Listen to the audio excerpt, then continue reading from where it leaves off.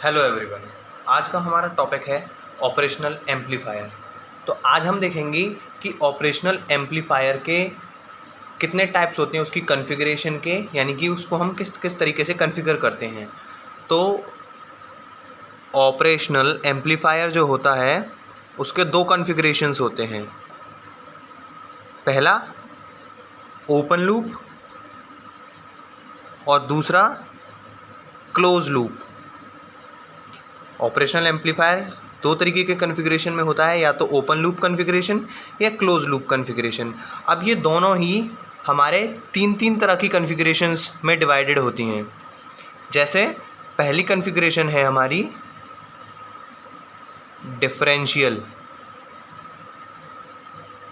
दूसरी है हमारी इन्वर्टिंग और तीसरी है नॉन इन्वर्टिंग।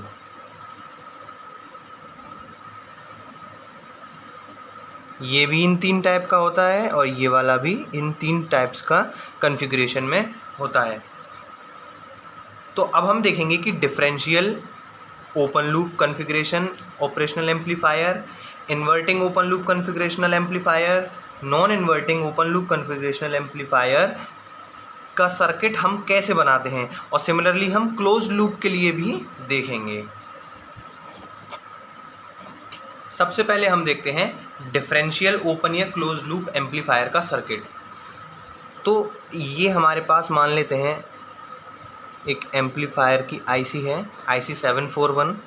ये इसका आउटपुट टर्मिनल है, यहाँ पे V आउटपुट, और इसके ये दो टर्मिनल्स हैं। जो ये नेगेटिव वाला टर्मिनल है इसे बोलते हैं इन्वर्टिंग टर्मिनल, जो आउटपुट को इन्वर्ट कर देता है, यानी कि उसका साइन चेंज कर देता है। मान लीजिए मैं यहाँ पे इसमें 2 वोल्ट इनपुट देता हूँ, तो ये यहाँ से इस पॉइंट से आगे ये जो टर्मिनल क्या करेगा, इसको -2 वोल्ट कर देगा। अगर मैं -2 वोल्ट देता हूँ तो इसे +2 वोल्ट में देगा। तो ये इस तरीके से, इसलिए इसको इन्वर्टिंग टर्मिनल बोलते हैं, और ये इसे बोलते हैं नॉन इन्वर्टिंग टर्मिनल। तो अगर दोनों टर्मिनल्स पे मैं इनपुट लगा देता हूँ V1 और यहाँ लगा देता हूँ मैं V2, तो ये हमारा क्या हो जाएगा, एक ऑपरेशनल एम्पलीफायर के ऊपर दो इनपुट लगे हैं, लेकिन यहाँ पे ऑपरेटिंग के लिए हमारा एक रेजिस्टेंस भी लगाना पड़ता है, जिसको हम इनपुट रेजिस्टेंस बोलते हैं। हम जब भी कोई भी इनपुट यहाँ कनेक्ट करेंगे तो उसका कुछ ना कुछ रेजिस्टेंस एग्जिस्ट करेगा। ऐसा तो कोई भी हमारे पास डिवाइस नहीं है आइडियल जो होती है कि उसका रेजिस्टेंस ना हो, तो रेजिस्टेंस होगा उसका कुछ ना कुछ। तो इसलिए यहाँ पे RI लगा देते हैं। RI क्या है, हमारा इनपुट रेजिस्टेंस। तो ये हमारे कौन सी कॉन्फ़िगरेशन बन गई, ये कॉन्फ़िगरेशन बन गई हमारी डिफरेंशियल ओपन लूप कॉन्फ़िगरेशन। अब इसे ओपन लूप क्यों बोला है? लूप का मतलब है कि आउटपुट से इनपुट की तरफ, फिर इनपुट से आउटपुट की तरफ जा रहा है, फिर आउटपुट से इनपुट, यानी लूप चलता रहे। जिस भी ऑपरेशनल एम्पलीफायर में फीडबैक सिस्टम अवेलेबल होगा, जिस भी ऑपरेशनल एम्पलीफायर में फीडबैक सिस्टम अवेलेबल होगा, वो होगा क्लोज्ड लूप। फीडबैक यानी कि इनपुट दिया, कुछ उसका आउटपुट आ रहा है और उससे हमें कुछ फीडबैक मिलना है, तो कुछ यहाँ से जाएगा, वापस आएगा, फिर जाएगा, यानी लूप चलेगा, तो इसलिए उसको क्लोज्ड लूप बोलते हैं। और जिसमें फीडबैक सिस्टम नहीं है तो वो ओपन लूप सर्किट हो गया। अब इसमें आप बताइए देख के कि यहाँ पे कोई फीडबैक मिल रहा है हमें, क्या आउटपुट से हमें इनपुट की तरफ कोई फीडबैक मिल रहा है? नहीं। तो ये हमारा कौन सा सिस्टम हुआ? Open loop configuration system. और ओपन लूप में कौन सा? डिफरेंशियल। इसे डिफरेंशियल क्यों बोला है?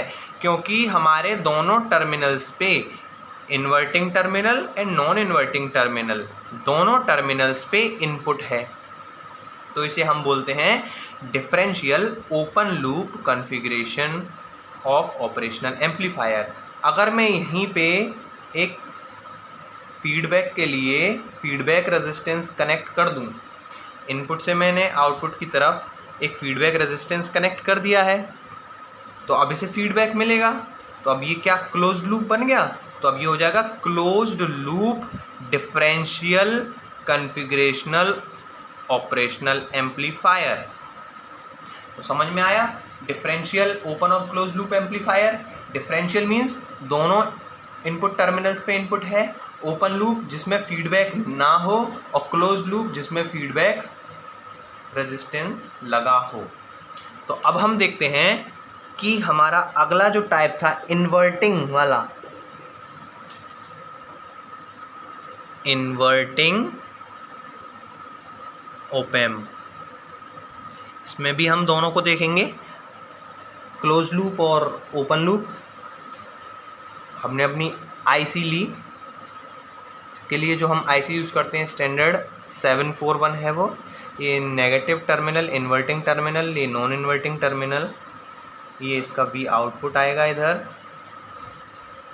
एक टर्मिनल इसका ये गया, एक ये गया, इधर से इसमें रेजिस्टेंस, इनपुट रेजिस्टेंस। अब हम देखते हैं इसका जैसे नाम है इन्वर्टिंग ऑपरेशनल एम्पलीफायर, तो अगर इन्वर्टिंग टर्मिनल से मैं इसमें सप्लाई कनेक्ट कर देता हूँ और नॉन इन्वर्टिंग टर्मिनल को कर देते हैं ग्राउंड। हमने क्या किया, सिर्फ इन्वर्टिंग टर्मिनल को सप्लाई दी, तो ये क्या बन गया इन्वर्टिंग, और ये ओपन लूप दिख रहा है, यहाँ पे कोई फीडबैक का रेजिस्टेंस नहीं लगा, तो inverting open looped configurational operational amplifier.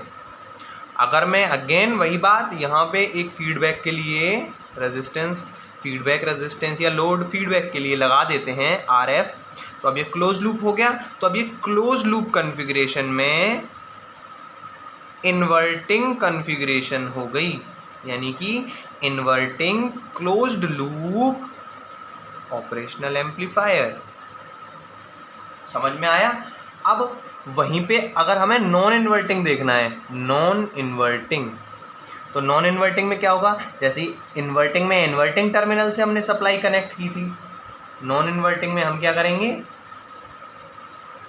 Non inverting terminal को सप्लाई से कनेक्ट कर देंगे, ये वी इन हो जाएगा, ये टर्मिनल को इन्वर्टिंग टर्मिनल को ग्राउंड कर देंगे इस बार इसमें।